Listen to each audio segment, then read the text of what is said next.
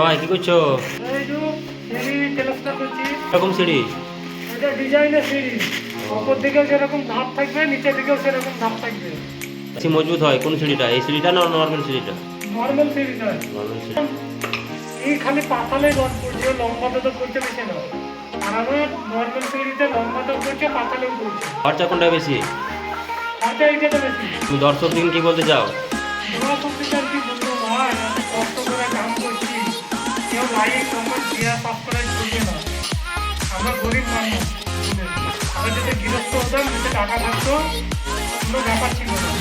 সবাই করতো like comment share, তারা না দিবে তাদেরই হবে লাইক কমেন্ট শেয়ার সাবস্ক্রাইব, কিন্তু আমাদের হবে না ভাই, আমরা গরিব মানুষ, আমাদের বন্ধু নাই।